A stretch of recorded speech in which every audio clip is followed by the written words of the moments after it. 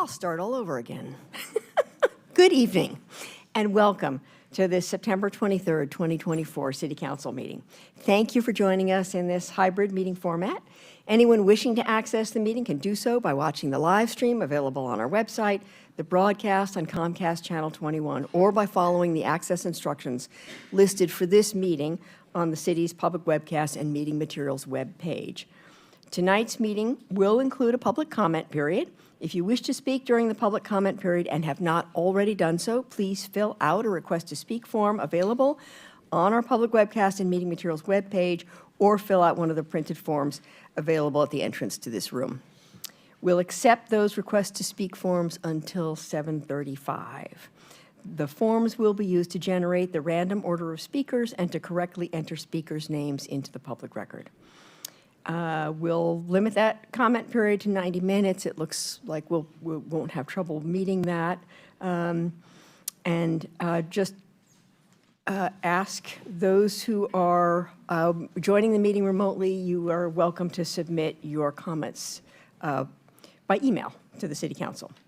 And as a reminder, we have a few rules of conduct. We do not want to have any flag signs displayed, no loud or disruptive language, noise, or any conduct in the audience that would disrupt the progress of this meeting. And we are seeking to create a safe place and a respectful place so people can speak their minds and be heard and feel safe doing so. You are always welcome to express silent support by wiggling your fingers. Again, COVID is around, as well as all kinds of other diseases, so if you're not feeling well, we encourage you really to join this remotely and encourage you to wear masks. I see a few people are already doing that. And we have more masks if you need one. And then just some housekeeping, because this is a new space. In case of a medical emergency, we have an automated external defibrillator on the wall underneath the big screen there behind the staff. And in case of that we need to evacuate quickly in an emergency, those doors out onto the patio on that side of the building and the double doors in the back of the room or the emergency exits. And so with that, I call this meeting to order, September 23rd, 2024, and we'll begin with a land acknowledgement. Since time immemorial, the Kalapuya people have been the indigenous stewards to our region, building dynamic communities, maintaining balance with wildlife, and enacting sustainable land practices. This land acknowledgement is a way of resisting the erasure of indigenous histories and of honoring Native communities by inviting truth and reconciliation. Following treaties between 1851 and 1855, Kalapuya people were dispossessed of their indigenous homeland by the United States government and forcibly removed to the Coast Reservation in Western Oregon. As we consider the impacts of colonization, we also acknowledge the strength and resiliency of displaced indigenous people. The city of Eugene is built within the traditional homelands known as Kalapuya Ilihi. Kalapuya descendants are citizens of the Confederated Tribes of Grand Ronde Community of Oregon and the Confederated Tribes of Siletz Indians of Oregon. They continue to make contributions in our communities and across the lands. We express our respect for the inherent political sovereignty of all federally recognized tribal nations and indigenous people who live in the state of Oregon and across the nation. And our first item of business is a ceremonial matter, and I will turn it over to the American Public Works Association Region 9 Director, Christina Nelson, to present the city with a re-accreditation award for the American Public Works Association Accreditation Council. And I wonder if do you have her online?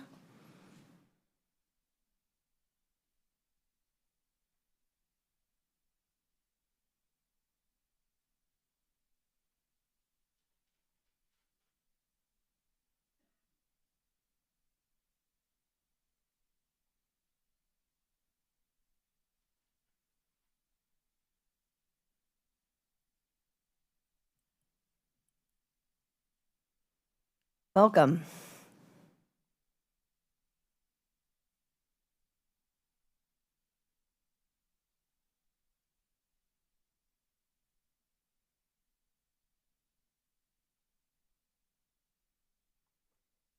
Christina, we are ready for you to make your presentation if you are able to unmute.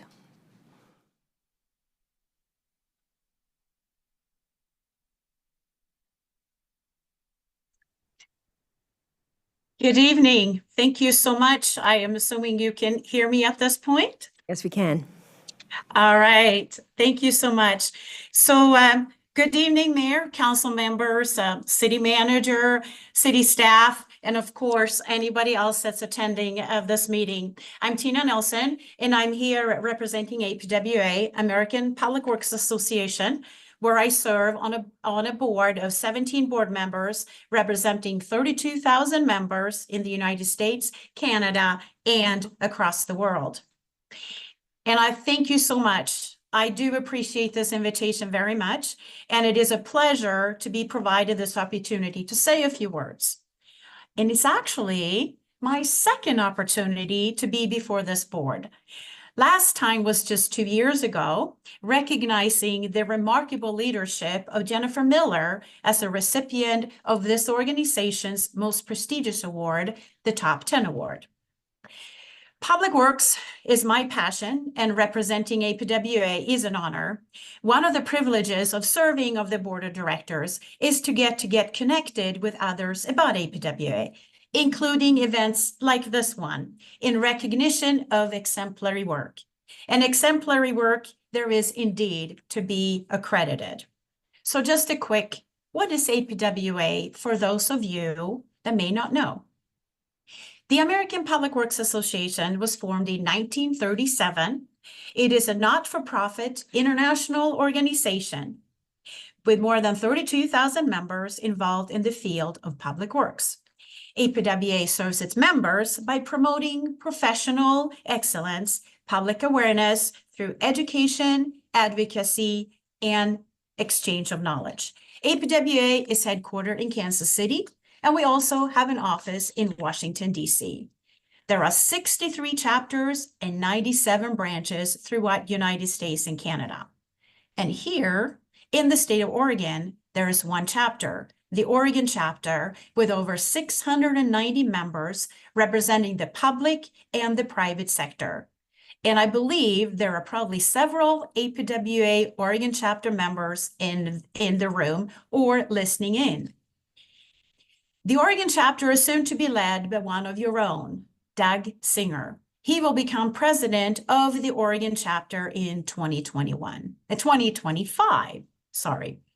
The Oregon chapter provides excellent training and tremendous network opportunity for its members, applicable to all that is public works, from young leader activities to conferences, leadership training, and maintenance schools. I myself have been in the public works profession for 30 years, and serving the public well has always been and still will be my goal.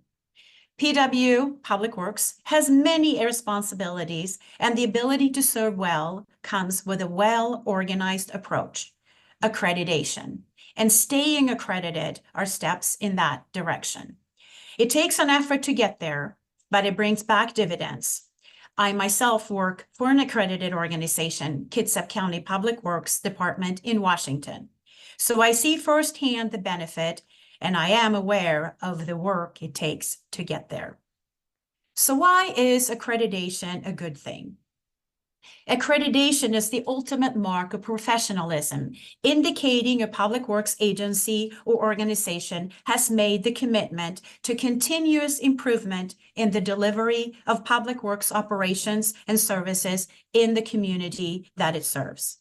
Accreditation recognizes an agency's policies, procedures, and practices, which have been evaluated against nationally recognized management practices determined to be appropriate for the city of Eugene.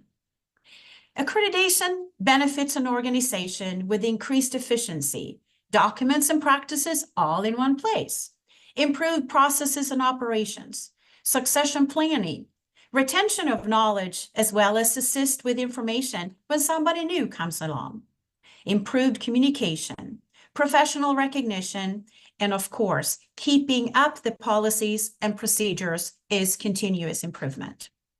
Your Public Works Department was evaluated by a team of experienced public works professionals from Kansas and Washington. As a matter of fact, one of the evaluators was from my agencies, Kitsap County. They reviewed 129 practices to conform compliances with internationally recognized management practices that are applicable to the city of Eugene. I am very excited to report that your department received 100% compliance with all applicable practices. The APWA Accreditation Council granted full accreditation to the City of Eugene Public Works Department. This is the City of Eugene's 5th re-accreditation. So it's the 6th accreditation. The first one was back in 2004.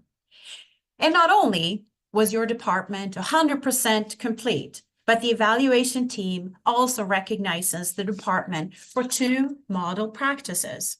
These model practices will be shared with other agencies throughout North America who are themselves working toward accreditation or are looking to improve on their own practices. The model practices were information and technology and telecommunications geographical information management. And this is what the accreditor says. The GIS story maps really tell a great story that is easy for the end user to gain knowledge of programs and projects. Easy to use and understand what you're looking at for someone not familiar with the area. The other one was safety and safety recognition. The evaluator said, the safety award categories are amazing. Great way to get employees engaged with safety. The City of Eugene's Public Works Department is one of 214 accredited agencies in North America. As a matter of fact, it was the 19th accredited agency across the association. In the state of Oregon, there are 3 more cities that are accredited: Beaverton, Salem, and Westland. Now, I want to thank you, the City Council and Mayor, for supporting your department in this work and recognizing their staff for setting a great example in service to those that count on their services, those that live, work, and visit in and at the City of Eugene. And I also want to bring a very special thank you to Lacey Riesdahl. I'm sorry if I did not get her name pronounced correctly, for leading this very important effort. And great congratulations to Rich Huey, their new Public Works Director, for taking over a department and continuing this excellence. Thank you for this opportunity to visit with you all this evening. Thank you so very much for the accreditation, for the congratulations, for joining us. And I think Rich Hoy is ready to come up and speak to this himself.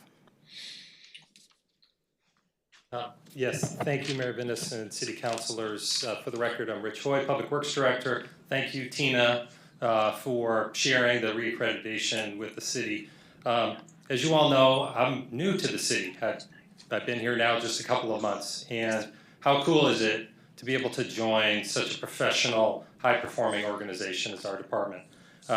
One thing Tina mentioned was that this is the 6th reaccreditation, so that happens every 4 years. We were the first Public Works Department in Oregon to receive that accreditation, which is really cool. So I just want to thank and congratulate the staff of the Public Works Department that you know well, who work every day of the year to provide the services they do for the city and do it with excellence. And this is testament to it. So thank you very much. We really appreciate it. And thanks again to Lisa. Thank you so much, and congratulations to our Public Works Department. I mean, really, it's such a credit to 5 renewals. I mean, it's huge, and 100%, it's really awesome. So we're grateful to all of you for your hard work, and congratulations. And thank you again, Tina, for joining us. And with that, the next item of business is committee reports and items of interest. So I see that Councilor Groves would like to speak. Thank you, Mayor. Last Tuesday, I had the pleasure to attend a press conference on the J.H. Baxter site regarding the cleanup. We had Casey Sixkiller, the EPA Regional Director out of Region 10 in Seattle, Leah Feldson, DEQ Director, Senator James Manning, City of Eugene, Travis Nedson from Lane Regional Air Pollution Authority, our own Lynn Woodrich from ABC Neighborhood, council colleague Matt Keating, myself, and a number of other people. It was a pleasure to see that progress is being made. And during the press conference, we had a tour of the plant prior to the press conference, but after the press conference, I was able to meet with 2 neighbors in the area who've already had their yards completely replaced. And Lynn accompanied me on that, along with another board member from the ABC Association, and that was Emily Meyer and Rebecca Hoffman. They were very gracious to show us their new yard and the plantings they'd made, and to be able to finally eat vegetables that they grow, and if they choose to raise chickens, they'll be able to do that now where they couldn't before with the dioxin contamination. So that was a real pleasure to be able to attend that and start seeing some progress. The second thing I wanted to announce is this Thursday, September 26th, the Can Neighborhood Group, and that's the Churchill Area Neighborhood Association, are having a citywide healthcare forum. There's going to be 8 speakers involved in that, with a couple state representatives, speakers from both corporate health and also individual physicians, talking about the state of healthcare in our area. And it promises to be a very good event. It's open to the public. It's free. It starts at 6:30 at Willamette Christian Center, which is at the corner of 18th and Hawkins. They've been gracious to open their facility up to this group. And I think it'll just be a good dialogue. This last spring, I moderated a group of our local state legislators, and a lot of the discussion turned to healthcare in our area. And it was a robustly discussed, and then I've seen that pop up at a few other community-wide meetings. So if you're interested, there should be some good information provided at that event. Thank you, Mayor. Thank you so much for both of those updates. I appreciate the progress on the J.H. Baxter site, so that's very encouraging. Any other comments from council? Updates? Yes, Matt. Thank you, Councilor Mayor. Keating. Thank you. We are 43 days till an election, Mayor, so I wanted to remind folks to check or update your voter registration at OregonVotes.gov. October 15th is the voter registration deadline in the Beaver State. 43 short days. Regardless of who you vote for, exercise your right to vote. Thank you. Okay, thank you. Any other updates? Okay, with that, I think we'll just move on to our first action item, acquisition of land for affordable housing, 1091 Coburg Road. And I think I'll turn to Mia Cariaga, who is filling in for all our city manager today. Yes, thank you. And I'm actually going to turn this over to Denny Bro. Are you on line, Denny? I am, Mia, but I think staff, there's other staff here. Would you like to come up, Jeff? Oh, thank you, Ellen.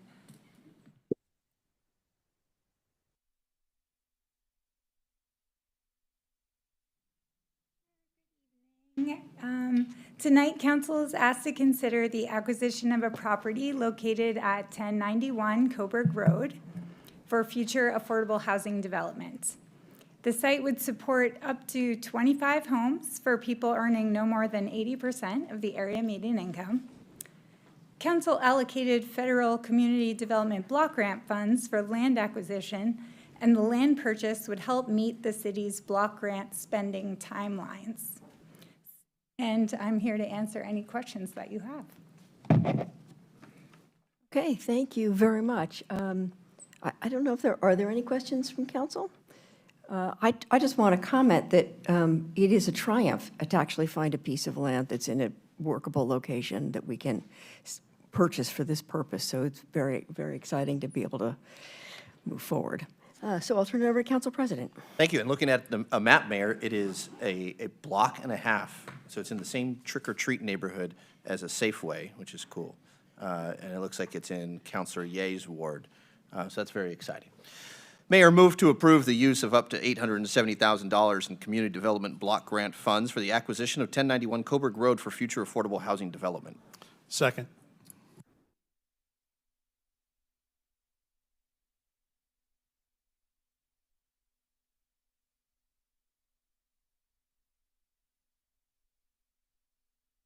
Gosh, all in favor, please vote on your device or raise your hands if you're virtual. Thank you.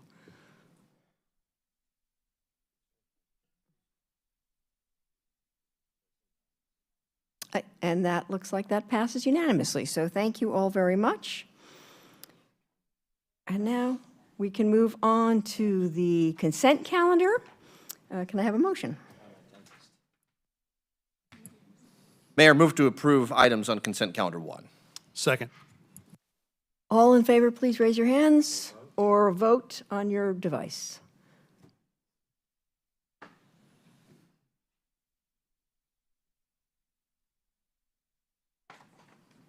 And that passes unanimously. Thank you very much. And now we're ready for consent calendar 2, which I will turn it over to, see, do we need an explanation for these consent calendar items? Yes.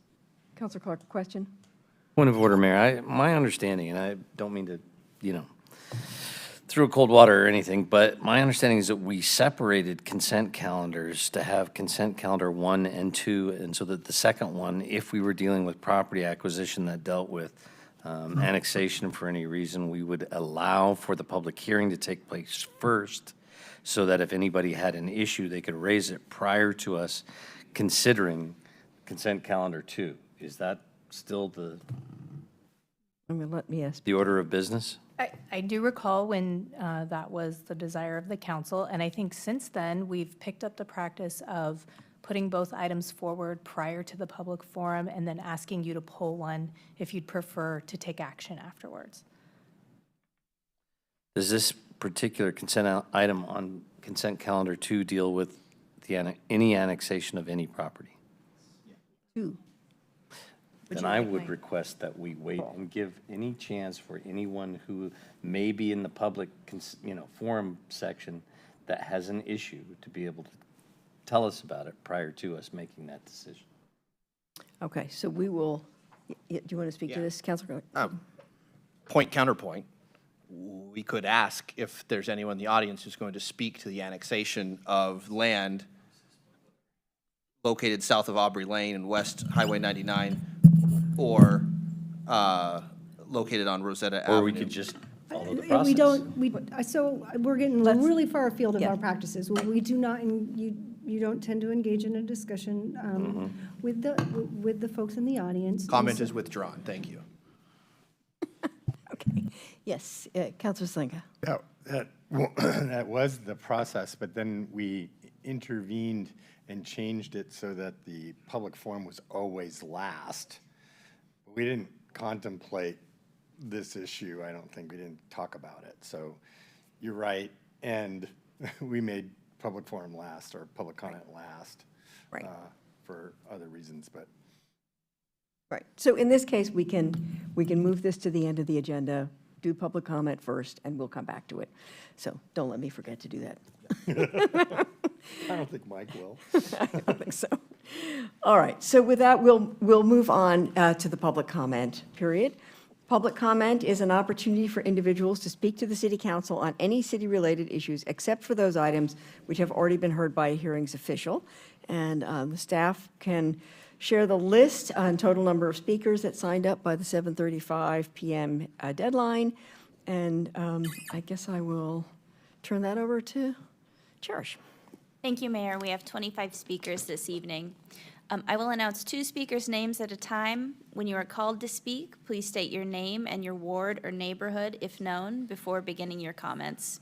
If you are announced as the next speaker, please move to the seat in the front row designated for the next speaker.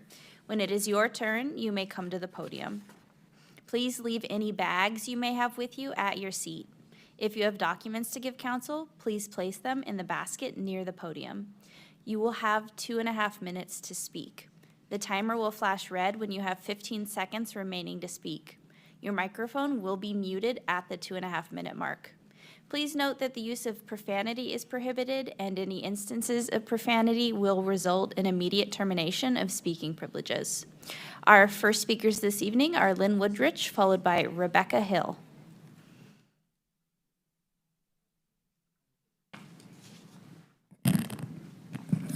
My name is Lynn Woodrich. I'm the Active Bethel Community Co-Chair. I've lived in the Bethel area for over 30 years. I live in Ward 8. I'm speaking for the Active Bethel Community Board. The Public Health Development Standards Report and recommendations for City Council needs to separate from the risk bonds proposal at this point, as they are two separate proposals. Risk bonds is an entirely new concept, whereas the Public Health Development Standards work can be achieved by modifications to our current city land use code based on the Eugene Clear Lake Overlay Zone and policies adopted by other cities. The work on risk bonds is complex and seems to be holding things up while city staff gather data. Both are important, but there's an immediate need for the public health development standards for the Bethel and Train Song areas, now included in our Bethel area planning. We need to get ahead of heavy industrial permit requests for the Westgate Industrial Park on North Danebo Avenue, and possibly the USD Clean Fuels rail to tanker truck transfer facility location in the already burdened Train Song neighborhood on Bethel Drive. Please hurry with the public health development standards to include at least the Bethel and Train Song neighborhoods so we won't be saddled with another J.H. Baxter type business in our area. Since the city located almost all the homeless services, parole, and sponsors offices in the Bethel area, we're in desperate need for a police substation. Many of you, along with Chief Skinner, received an email last week from Steve Gilbert, a longtime business owner on Highway 99. His email chronicled the response time of 1 hour and 45 minutes for 2 urgent 911 calls.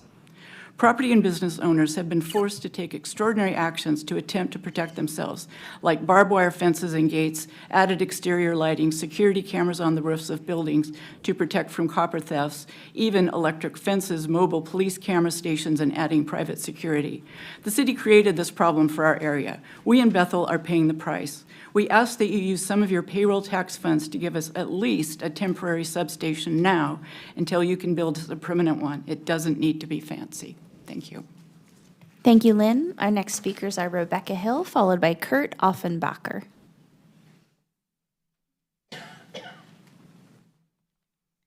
Hi, I'm Rebecca Hill. This is my second time coming to council. Thank you for letting me speak.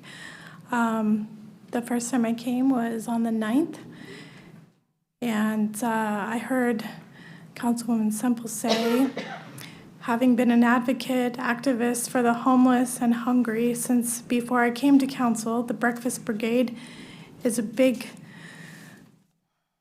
concern of mine. However, I have also been using the new dog park at Washington Jefferson.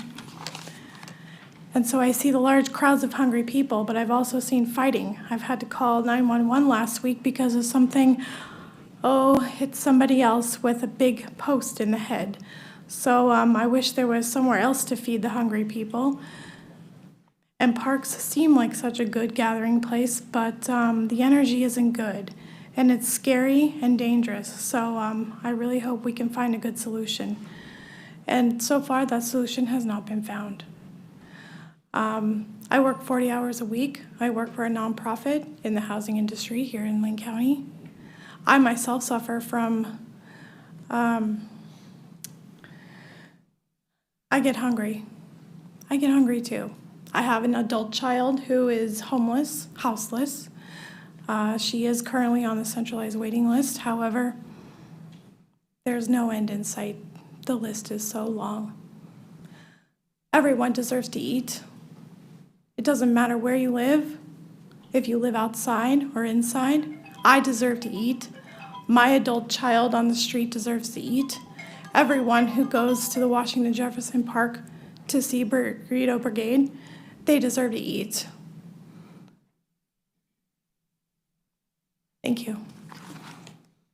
Thank you, Rebecca. Our next speakers are Kurt Offenbacher, followed by Jason Sides. Good evening. Kurt Offenbacher, a member of the Emerald Peoples Utility District Board of Directors. On behalf of the Emerald Peoples Utility District, I'm here to offer you a cautionary tale regarding the IMER facility and your upcoming review of your intergovernmental agreement with Lane County on solid waste management. For you that are unaware, EPUD provides electricity for over 40,000 rural Lane County residents and generates a portion of that energy by burning methane generated at Short Mountain Landfill. EPUD has 2 existing agreements with Lane County. The first contract governs EPUD operations at Short Mountain using landfill gas to generate electricity at no cost to Lane County.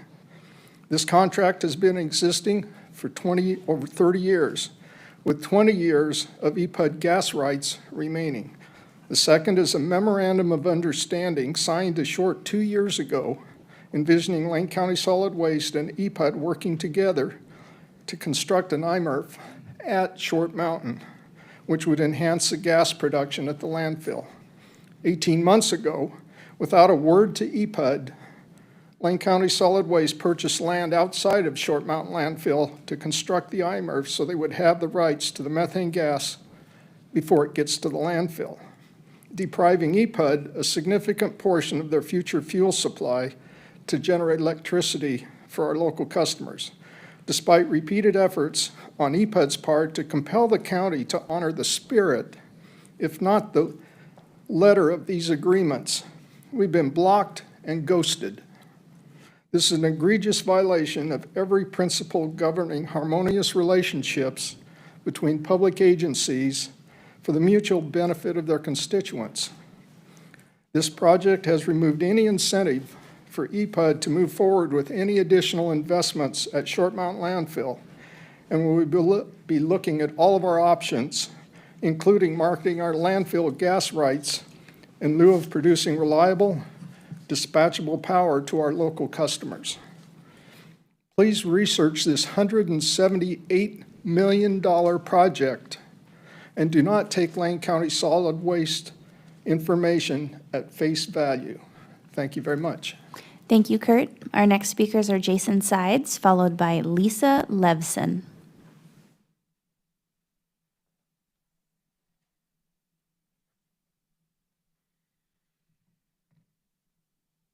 Hello, my name is Jason Sides, resident of Ward 2, proud member, sorry, let me just skip down here. I note that this weekend, former CIA Director Leon Panetta labeled Israel's Patriot attack on Lebanon as terrorism. This is a list of, since October 17th, that I'd like to submit of all the Palestinian babies killed by Israel before they reached their first birthday. It's 14 pages long, about 700 babies. So I'll just put that right there for you. And these are just some of the pictures of the minimum 16,000 Palestinian children killed by Israel. I'd like to submit that as well. This is, I really want to stop waking up every morning and seeing dead and dismembered Palestinian children covered in dust and blood, limbs shredded. Israel's actions for the past 11 months cannot be described as self-defense. 1,200 Israelis were killed on October 7th. While that loss of life was tragic, this is no existential crisis for Israel. But this is an existential crisis for Palestinians. The official count is 42,000 Palestinians killed, but the top medical journal, The Lancet, puts it at 186,000 conservatively, possibly as high as 500,000 out of a population of 2.3 million. Israel has destroyed or damaged 80% of schools and destroyed all universities in Gaza. There is no back-to-school shopping for the children and students of Gaza because this is now the second year that there will be no school in Gaza. Israel is systematically using rape and torture as weapons of war against Palestinian prisoners. This is well documented by mainstream organizations like B'Tselem and CNN and New York Times and many, many others. Polio rages throughout Gaza due to Israel's deliberate targeting and destruction of Gaza's water infrastructure, hospitals, and healthcare workers. Israel has now I'm just going to skip to this. The Eugene City Council, has been presented with plenty of divestment models, including the Portland, Maine model, but you have failed to act. Failure to act is complicity in genocide. The city of Eugene should not be profiting from genocide, not profiting from the murder and dismemberment and orphaning and displacement of hundreds of thousands of Palestinian children. Be on the right side of history and divest from genocide. Free Palestine. Thank you, Jason. Our next speakers are Lisa Levson, followed by Ann Milholland. Good evening, City Council. Nice to see you, Mayor Venus, city councilors, city staff, Eugene City citizens, all of them. I am a board member and organizer with Breakfast Brigade. We feed the homeless in Washington Jefferson Park Wednesday through Saturday, ostensibly between 9 until 10, but it's actually from 9 until when we run out of food, because we never run out of people. Since April of this year, our numbers have increased dramatically. The Whitaker Community Council has noticed that, as have our neighbors and as have we. Our numbers have doubled. Our hungry that we are serving are not homeless. They are homeless people and seniors and families with children and disabled people and mentally ill and sick people that live in the Whitaker neighborhood. They come in cars and they take the food away. Many of them do stay in the park because they have no place to live.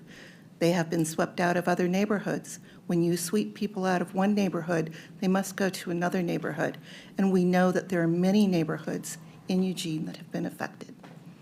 There is concern that this is bringing increased crime and violence and trash and all of the things, all of the societal ills, because we're feeding people. These are societal problems that Eugene faces. You, as our government, need to help us solve that. The county needs to help us solve that. We cannot solve mental health care. We cannot solve health care. What we can do is provide people with nutrition so that they can make it to their court appearance, or make it to their social worker appearance, or make it till tomorrow. When we serve on Wednesday, people haven't eaten since Sunday.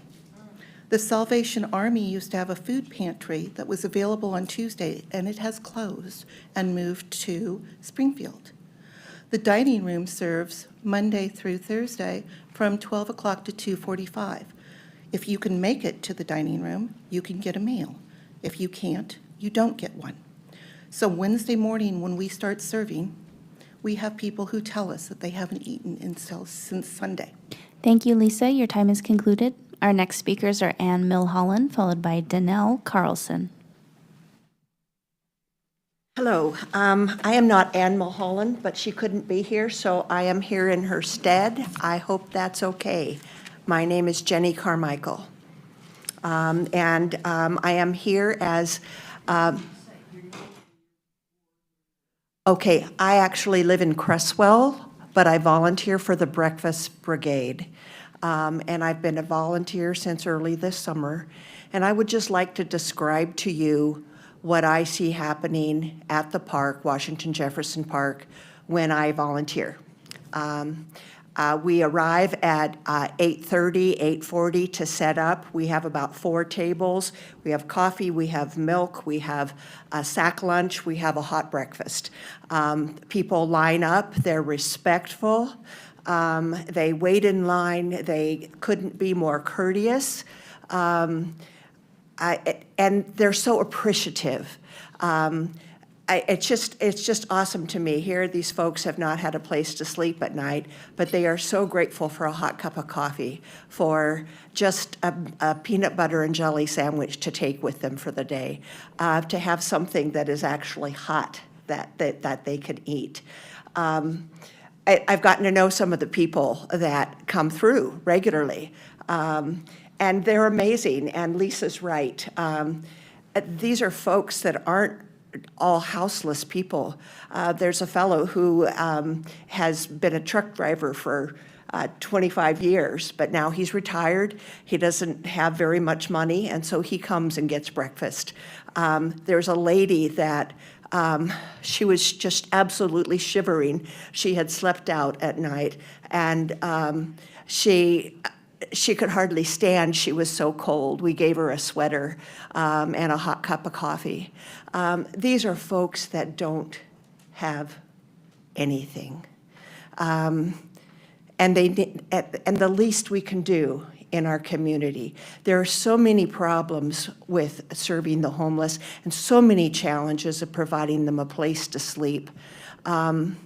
If there is any way that you can see your way to renewing the permit for the Breakfast Brigade to be able to provide breakfast 4 times a week for these folks that are in such need, it really makes a difference. Thank you. Thank you. Our next speakers are Danelle Carlson, followed by Dharmika Henschel. Hi, my name is Danelle Carlson, and I live in the Whitaker area in community supported shelters huts.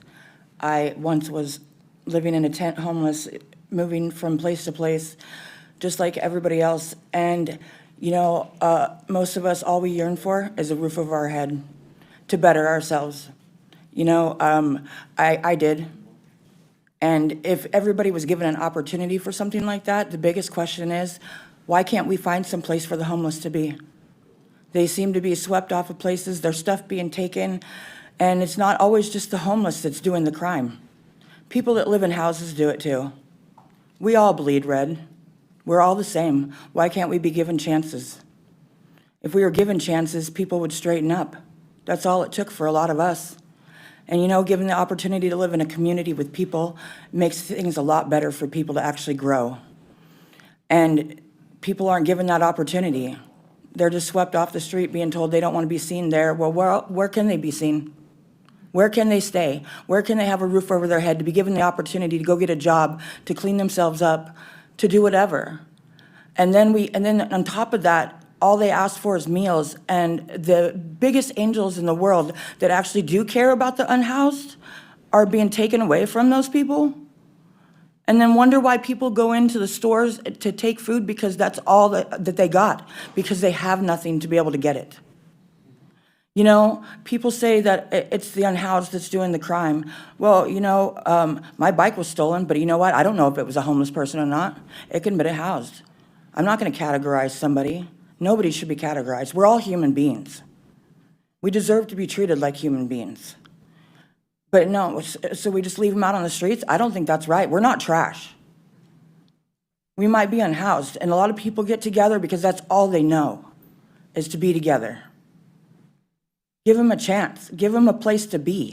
I know that there's buildings that are empty that could be used for the homeless, and there's no reason why we can't do that. That's all I'm asking. Thank you, Danelle. Our next speakers are Dharmika Henschel, followed by Lisa Arkin. Hi, thank you for your attention tonight. There's a lot of moving issues before you tonight. I'm from Ward 7. I live 1 block from Bethel. And in June, the city land use analysts approved a go-ahead for USD Clean Fuels to have a fuel transloading facility in the Union Pacific Railroad Yard by a lease.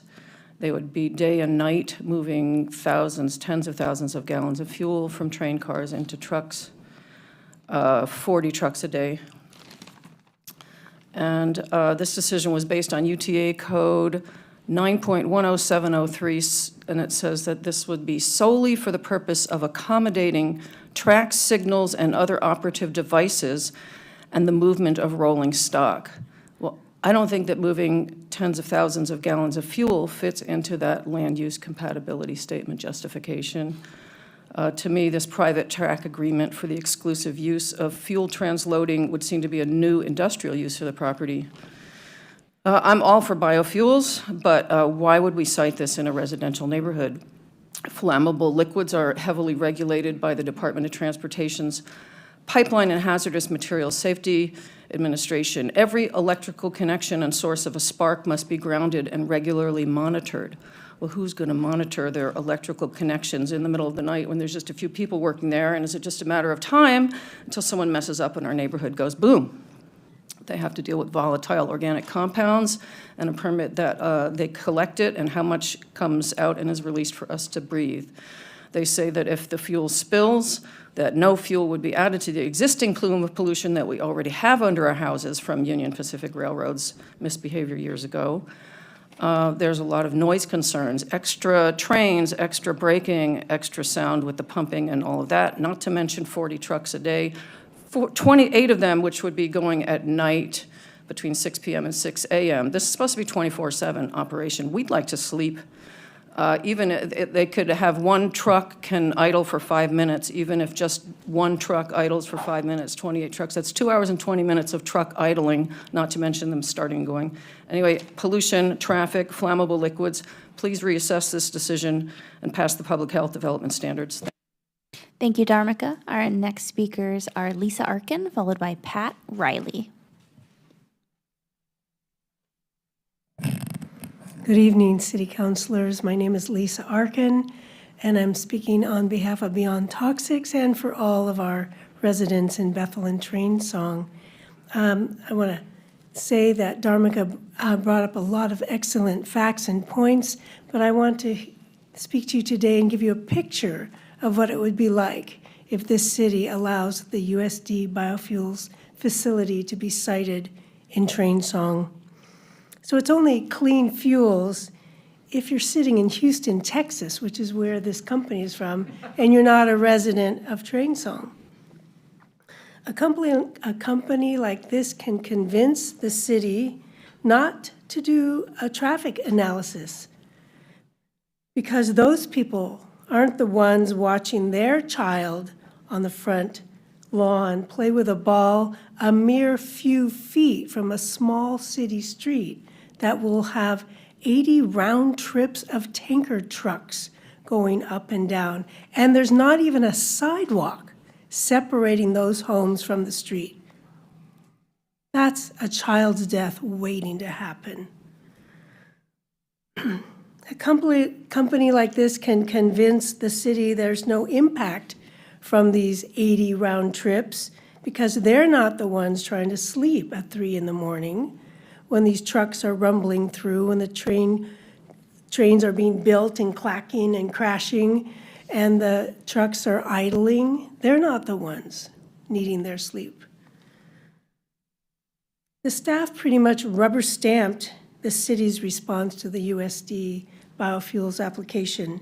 And why? Because the city has not adopted a public health development standard to give you the authority to make a different kind of decision.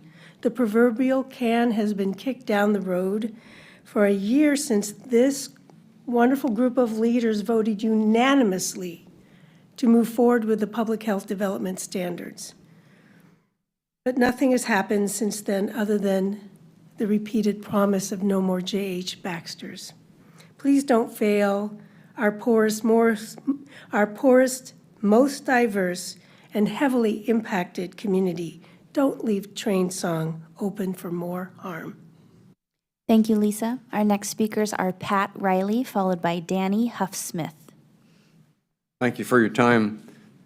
I'm at a loss to explain why the city would cancel the permit for Breakfast Brigade, which is a all-volunteer nonprofit organization that serves a humanitarian purpose, that is feeding the homeless at no cost to the taxpayer, and that's been going on for more than a decade. So I have been volunteering for a while, and we've been routinely serving 150 people per day, it's on the increase. So I would urge that the city consider reinstating the permit as soon as possible. And I'll give you one example. A fellow came through, and I could tell that he was distraught, and as I talked with him, he indicated that a few days prior to him being in our food line, his wife and daughter had been killed in a car accident, and he was beside himself. And it seemed to me at that point, if all I could do was provide him a hot meal and a lunch, I was going to do that. And I talked to him a bit afterwards, and because I had recently had a death in the family, and I tried to be empathetic with him, and That was the only day I saw him, but I often think of him, and I hope that we were able to give him some comfort. Thank you. Thank you, Pat. Our next speakers are Danny Huffsmith, followed by Robert Yost. Hello, Council, Mayor, City Manager, and Attorney. My name's Danny. I live in Ward 2, and I'm just honestly here to express my grief at the fact that our city is still supporting and investing in genocide. And the way that I know how to invite you to take action is by singing from my heart. And it's pretty simple. It's just not another bomb, right? I'm not willing to fund another bomb in Israel, in Palestine. So here it goes. Not another bomb, not another bomb, not another bomb, no. Not another bomb, not another bomb, not another bomb. No, no, no, not another bomb, not another bomb, not another bomb, not another bomb. No, not another bomb, not another bomb, not another bomb. No, no. No, not another bomb, not another bomb, not another bomb, not another bomb. No, not another bomb, not another bomb, not another bomb. No, no. No, not another bomb, not another bomb, not another bomb, not another bomb. No, not another bomb, not another bomb, not another bomb. No, no. No, not another bomb, not another bomb, not another bomb, not another bomb. No, not another bomb, not another bomb, not another bomb. No, no. No, not another bomb, not another bomb, not another bomb, not another bomb. No, not another bomb, not another bomb, not another bomb. No, no.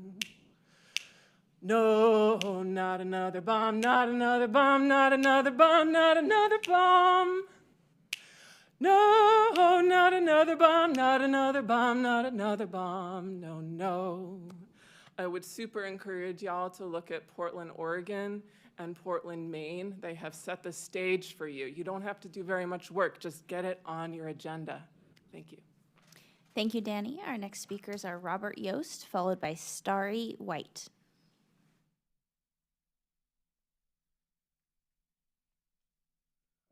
Robert Yost. I'm here again. I don't know how they found me and asked me to come talk. I live in the park during the day because I have nowhere to go until I can get out of here. Everybody says homeless, homeless, but you have a drug problem. No one's going to say it. I don't care. You guys have a drug problem.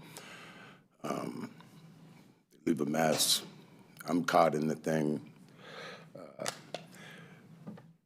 It's sad when you're broken and all you can do is do drugs to get away from the pain. I personally escaped drug use 2 years ago. I've been clean. But, you know, to get added to it at the lowest point of your life, to get kicked out of the park that I cleaned for the past 2.5 months, because of my dogs tied to my bicycle and my stuff. I encourage you to watch the body cam because I kind of lost my mind when he watched what I was doing. You have other parts here that have other problems that they just look away from. I'm homeless. I'm not a drug addict. I don't leave a mess. I clean up everybody's mess, and I do it, and I'm happy to do it. They did a news story today I just happened to catch as I was riding by on my bike, and I apologize that there was trash in the park, but I was kicked out for 14 days for having my dogs on a tarp tied to a tree that I do every day for the past 2.5 months. Everybody deserves to eat, even pieces of you-know-what like me. Thank you, and have a good day. Just remember, Wasn't too long ago, we were all living in huts, living in covered wagons. When we got here, we killed everybody. And I agree with the bomb lady. Nobody should die. We shouldn't be bombing nobody or killing homeless people or drug addicts. We have a drug problem. Thank you. Thank you, Robert. Our next speakers are Starry White and Megan Moreland.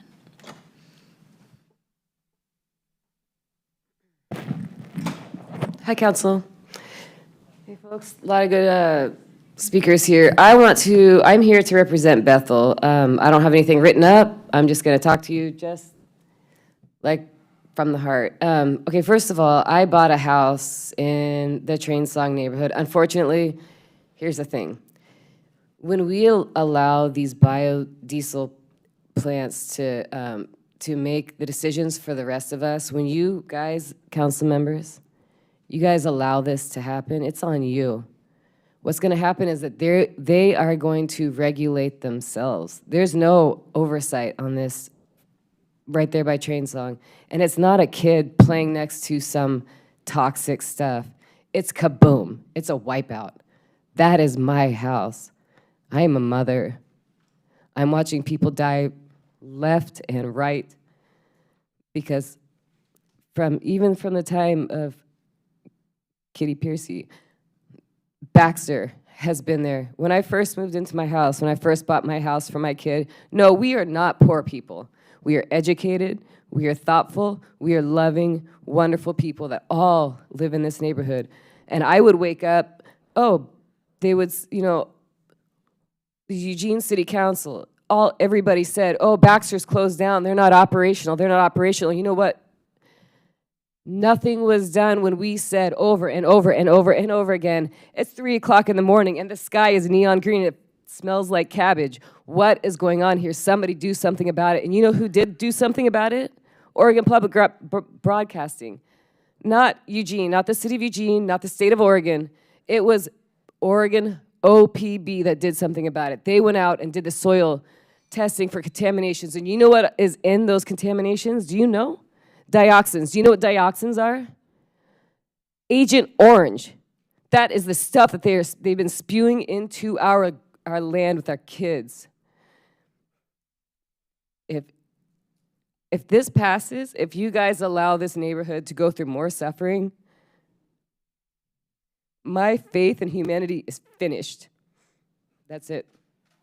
Thank you, Starry. Our next speakers are Megan Moreland, followed by Mervyn Duddy. Hi, all. My name is Megan Moreland. I work in downtown Eugene at Summit Bank, and I'm a resident of Springfield.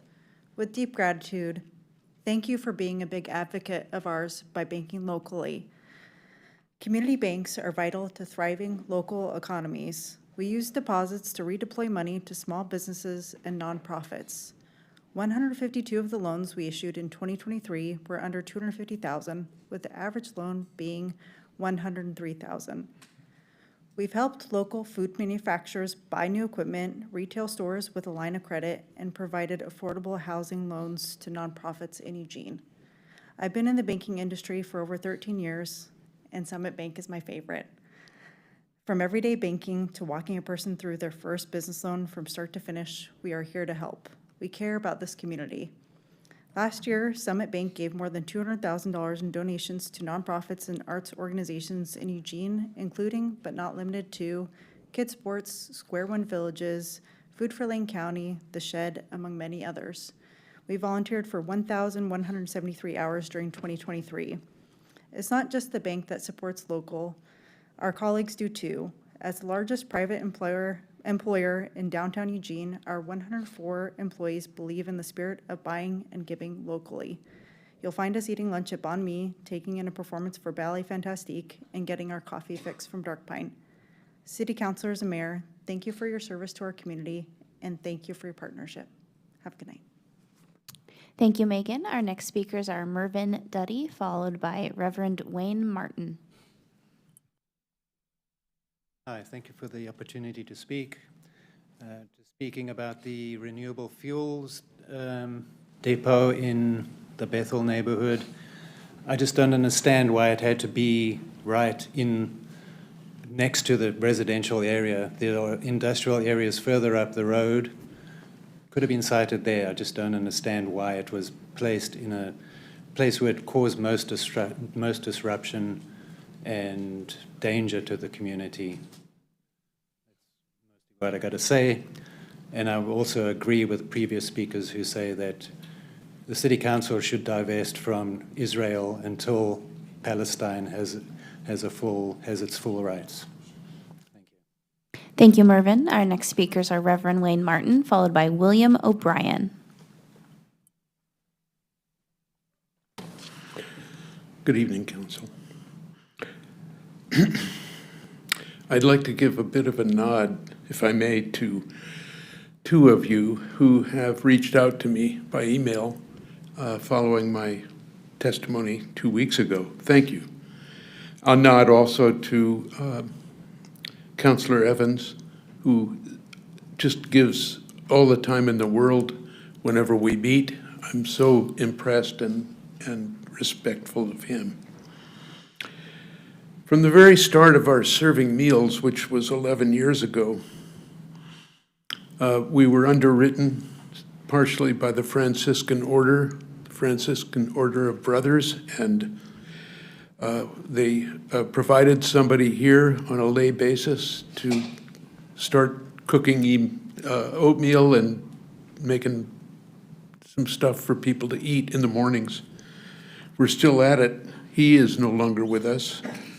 He's moved out of the state. Someone in the room is from those very early days with us, and that's Jan Zoll, who was on our mission team from the very beginning. I call it a mission team. I want to report on a couple of things, and I'll do it briefly. One is that we are, as a group, we have had to find another kitchen, and so we set out to explore ways of finding a bigger kitchen. There was a relationship with Burrito Brigade, and both parties became way too busy to share a kitchen. So we found one of those, and for that I'm grateful. We're also considering doing some more changes. We have to reinvent ourselves with all these new people. So we've actually made a decision to change our name from Breakfast Brigade to something that has a little bit more spiritual meaning to it. And one of the names is Love Your Neighbors. Finally, we're exploring using another church in town to be our fiscal sponsor. We need one until we become a 501c3, and that is going well as well. We're making progress. Thank you. Thank you, Reverend. Our next speakers are William O'Brien, followed by Richard Green. I heard about this city council open forum, public commentary about, your actions, maybe whether to give a permit for this Breakfast Brigade in Washington Jefferson Park. I hope you affirm that these people are volunteers and they're feeding the hungry and they're doing whatever God's work. I just don't know. I mean, I hardly ever go down to that area of town, and I know it was terrible shape. It was just, but whether it's there or whether it's in Junction City or anywhere here, the homeless camps just keep moving around, and I can't speak for them because I'm not homeless. So I have been homeless in the past, and I enjoyed it. Actually enjoyed it when I was younger, but it's just they just have no room to go to. It's just like you might as well sell real estate under a tree or something, or bush. I mean, it's that bad, and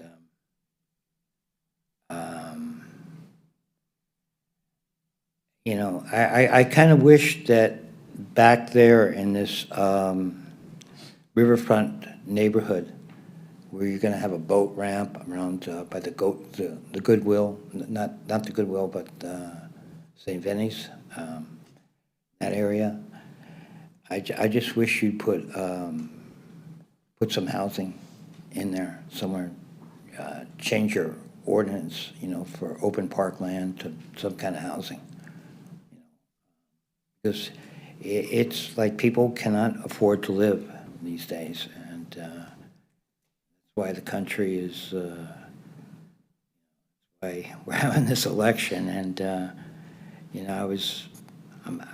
I voted Democrat all my life, and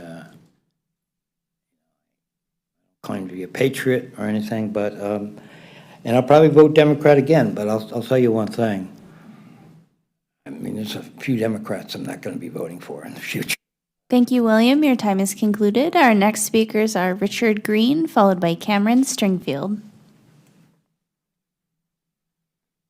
I'm also a volunteer with the Breakfast Brigade. I've been doing it for about 5 years. I volunteered with a lot of other organizations, wonderful organizations in Eugene, the Dining Room, the Egan Warming Center, Burrito Brigade.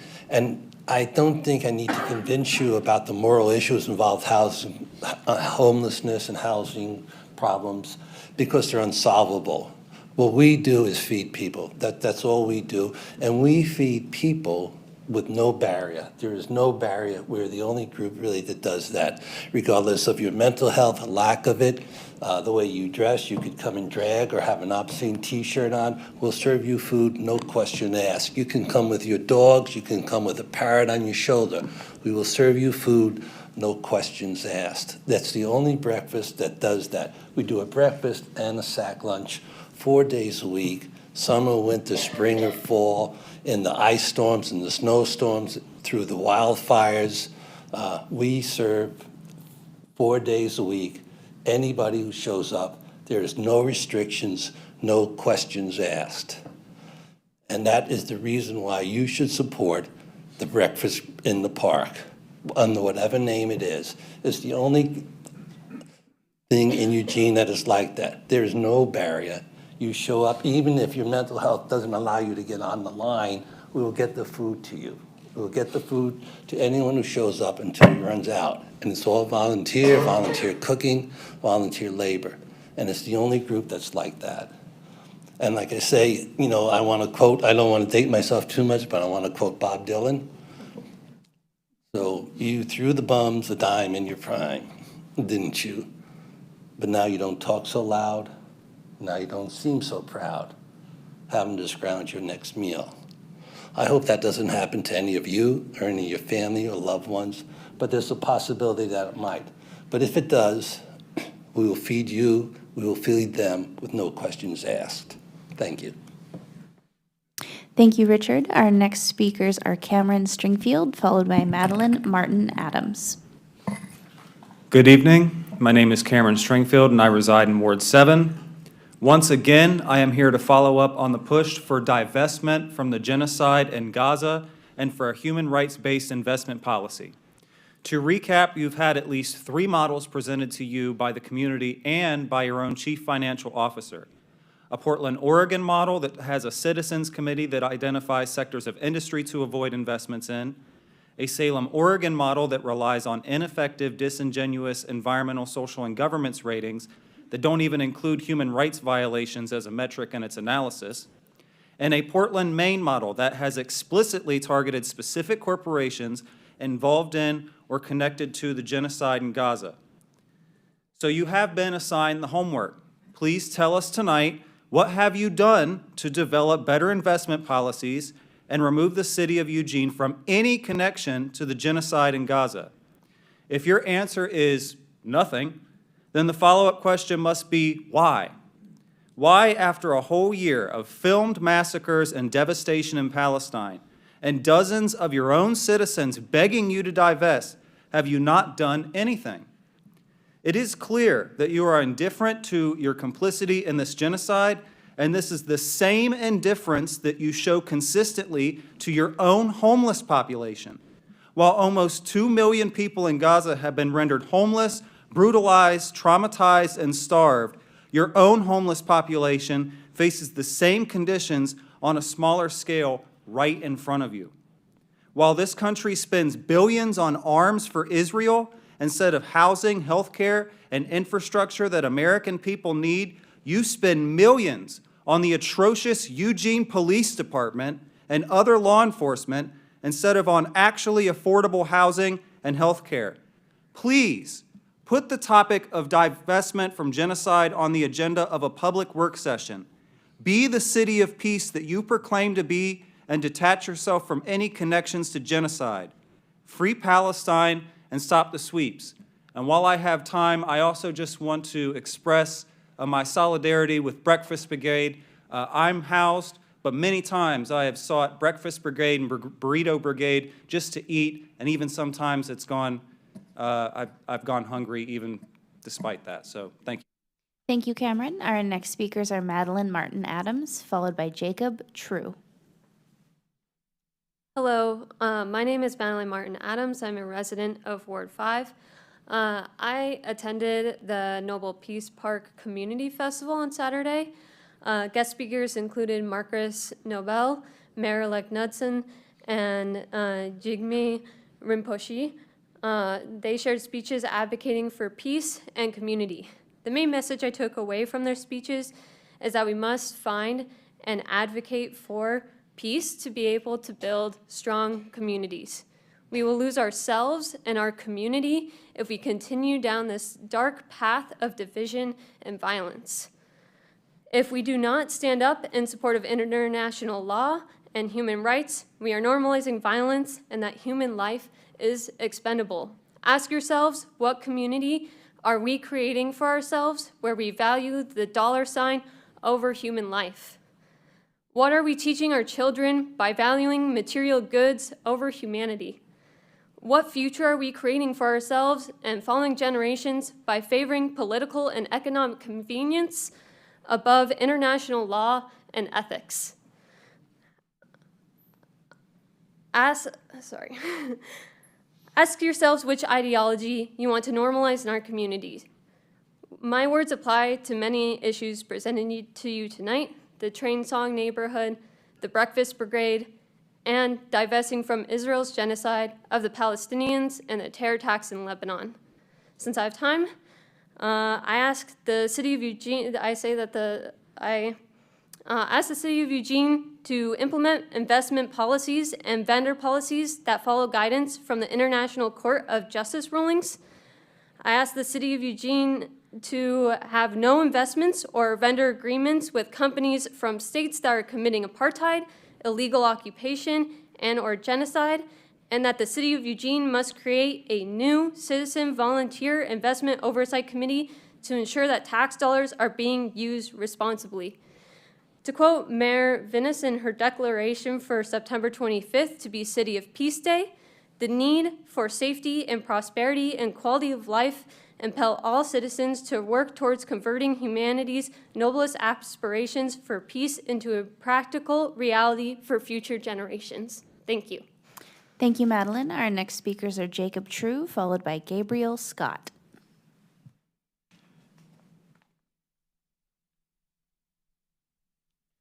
Hello there, everybody. My name is Jacob True. I live in Ward 1. And I was going to be talking about the Nobel Peace Park on Saturday, where the Mayor-elect Karen Knudsen celebrated the concept of peace, but I'm afraid my thunder has been slightly stolen. I can't follow that so well. I also do want to celebrate the land acknowledgement that Mayor Vinis gave here at the beginning of at the top of the meeting. And I've often sort of thought about like what I would do if I'd been alive, during when we were, pushing out the native folks living here on this land, committing the genocide on them, or all the other sort of genocides that have happened throughout human history.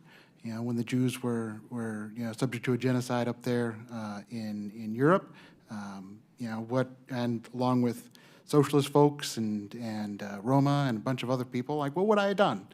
And I'd like to hope that I'd have done the same thing that I'm trying to do now, which is at least reach out for redress to the elected folks that represent me, and try to get what sort of little bit of power that I'm able to have, protesting on the streets, calling representatives, and doing everything I can to disrupt, our material support for genocide that's going on over there in Palestine, and shoot, I guess all I can really say is that I hope that you're able to look at yourselves, look at the power that you have, and say, yeah, I've done everything I can to help prevent genocide.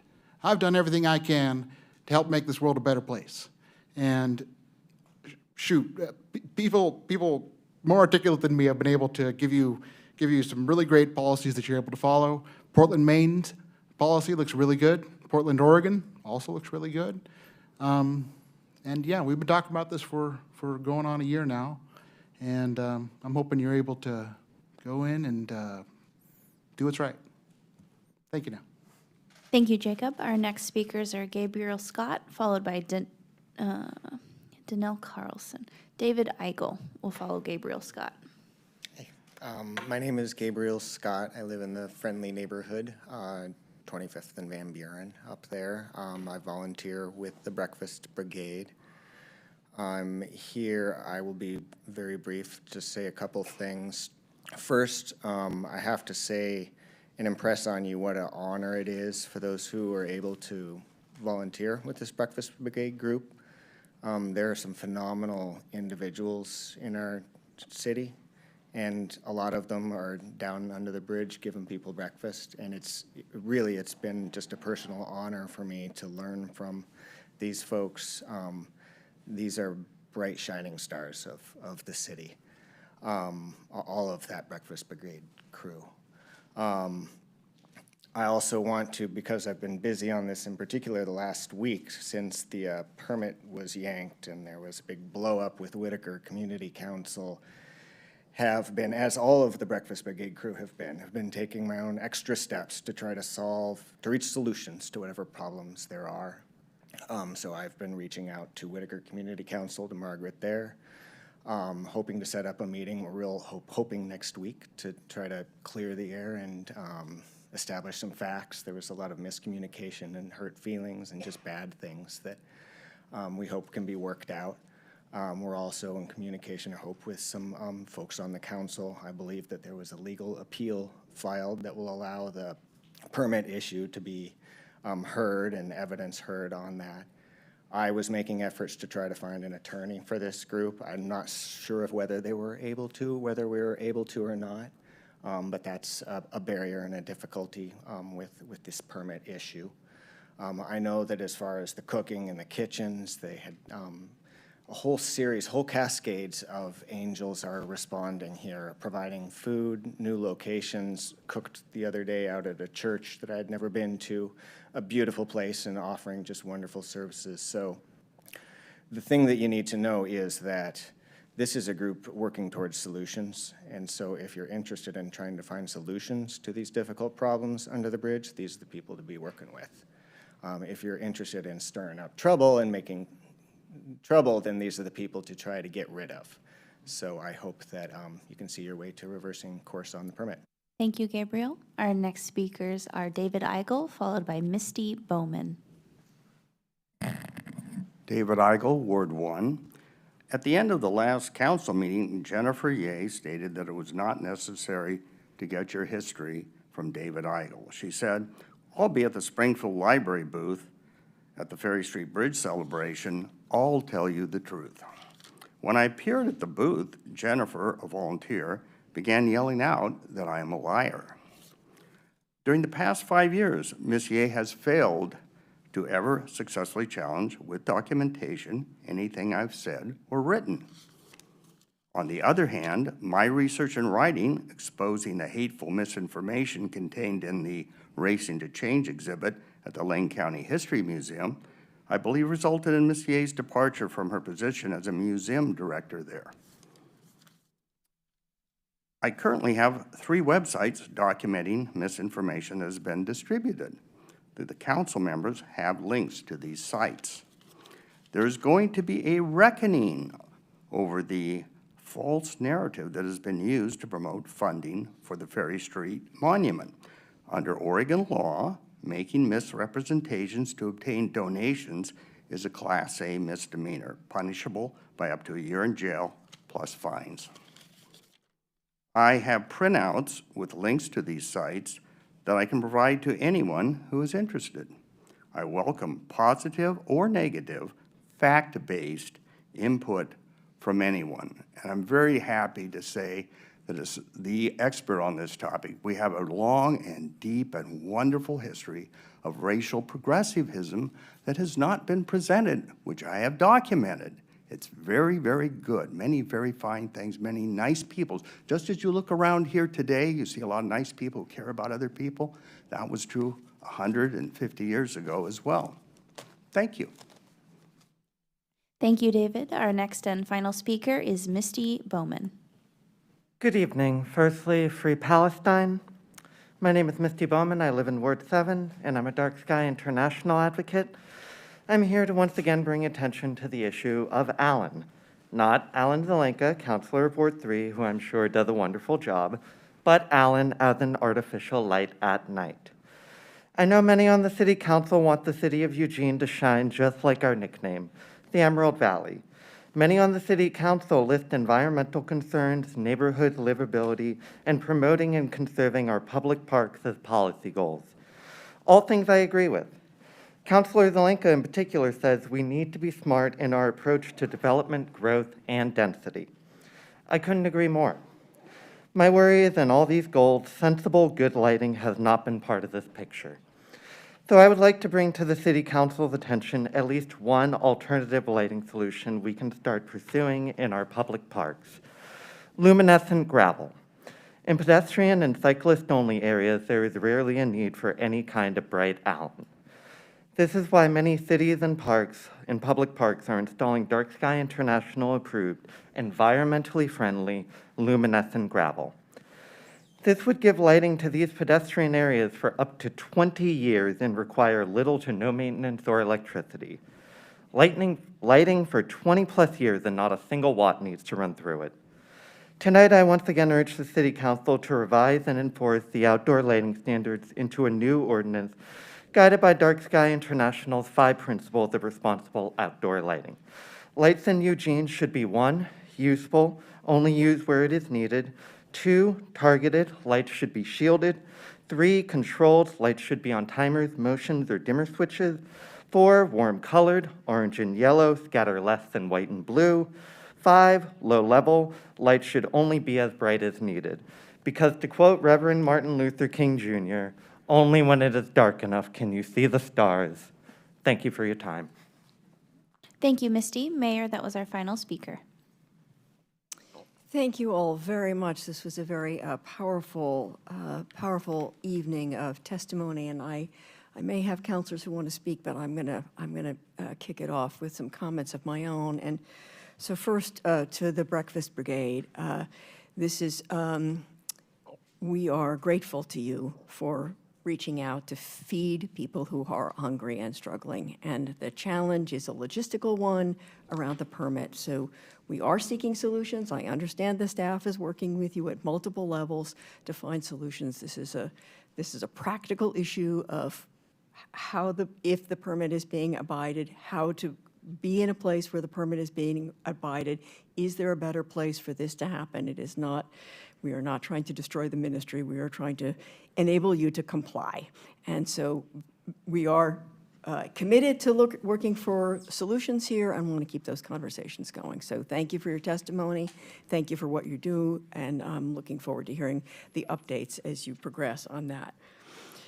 To the train song in Bethel, yes, this USD fuels refueling is alarming and upsetting, and I know there's a big public meeting on October 7th, so very anxious to see what pathways we can pursue that would prevent this from having what I agree is a frightening impact on the neighborhood. So thank you for your activism, thank you for keeping it going, thank you for testifying for council.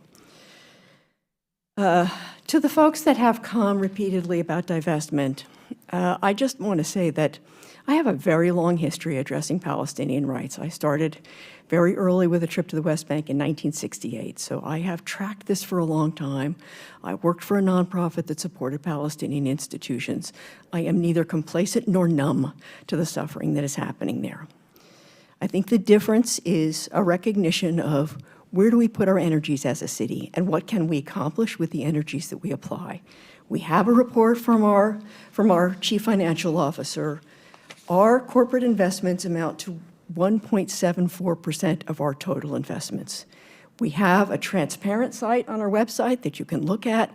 It is not significant. It is $7 million of an over $401 million portfolio. So it is simply not a significant amount of money. And as this council considers where we stand up for peace, I would suggest to you that whatever the city of Eugene does is not going to change the course of history here. What will change the course of history is who's elected president.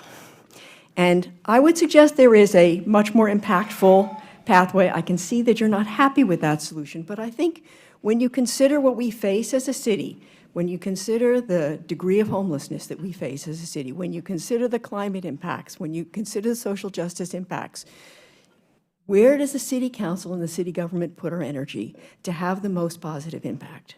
We made a statement, we support peace, we are looking for solutions to the Middle East, but how we do this small percentage of our investments is not going to change the course of history. And it is hard for us to make that choice. But I think that I'm happy to hear from you. I'm happy to talk to you about it. I don't see it as the best use of very limited resources. So I know you don't like that. And so if there are other folks who have other comments that they wish to make in response to Councilor Semple. Thank you. This was a very difficult evening, very emotional for me on all of the topics. I really hope that the breakfast saviors can continue to work wherever that works out best. I just can't stop thinking about Robert Yost. This is somebody who's worked really hard and has gotten over his drug problems. He's got a lot of challenges. He has 2 dogs that are his family and his support. And every day he picks up the trash at WJ. Every day. He's contributing to the betterment of this city. I want to help everybody, but this man is helping us. And it's a challenge to do that for all of us. But when you don't have a place to live and you don't have any money, it's really, really hard. If you eat food, you will have trash. Even if you cook in a kitchen, there is trash. There are not places to put this trash. You can pack it up and maybe there's a trash can in a park or near a grocery store, but there's not sufficient places for people to put this trash, and it's the most visible sign of a really serious worldwide problem. And yet this man with very little every day picks up the trash. I wish we could all be like him. And I'm just so sad that the results of trying to take care of his dogs and pick up the trash have resulted in him being prevented from using the park for 2 weeks. So a big thanks to everybody here, everybody in this city who is truly working from their hearts to make it better, not just for here, but around the whole world. Thank you. Any other councilors needing a moment to speak? All right, with that, we are finished with this public comment period. And thank you again for coming and taking the time to share your concerns with us. And with that, we'll go back to consent calendar 2. Sorry, Mayor. Councilor Leach. Oh, Councilor Leach, I'm sorry. Councilor Leach, I apologize. Thank you, Mayor. Thank you for all of your comments. I want to echo a lot of what you said. I do want to ask if Twyla is here to comment on the latest update to the Investment Advisory Board's vote to include environmental, social, and governmental risk rating parameters into our investment policy. I'm not qualified enough to explain it, and so I was wondering if Twyla was here, if she would be able to do that. Twyla is not here this evening. Okay, thank you. Maybe we can get an update at a later time. I also wanted to echo my frustration with the USD Clean Fuels proposed project. Train Song has definitely been subject to enough toxic polluting elements over the last many years. And I just want to say thank you to all of those that did come and speak to that, and work is being done. We will do what we can to work with this company and hopefully make some changes. Like Mayor said, there's a community meeting on the 7th, and I encourage everyone to reach out and get that information on income. And finally, to Breakfast Brigade and all of the people who came out to speak to that, thank you. I mean, everything that I am and stand for, my professional training, my peer support certification, speaks my values, which is that we help people and we take care of people and we feed people. But there is challenges to that. And I hope that we can truly work together to find solutions to meet those challenges. And I think at the end of the day, the reality is that this particular neighborhood is bearing so much of the brunt of this issue in our community. And it needs so much more in resources. It was promised a resource center in 2019, said it would be open by the end of the year. It was not. That building then got sold. We have no real public shelter or space to be feeding people. So we need to be investing in this neighborhood. We do need to do that now. And we need to work together. There has been a lot of aggression. There's been a lot of tension between many of these groups. I was at the Whitaker meeting, and there's just a lot of big feeling, and we need to put some of that aside and really sit at the table and make sure that we can continue feeding people and working with the neighbors and the businesses who are struggling as well. So I can commit to helping with that process and making sure that everyone can be heard and we can make some motion towards that. So thank you again to everyone who came out. I appreciate you, your work, and your heart.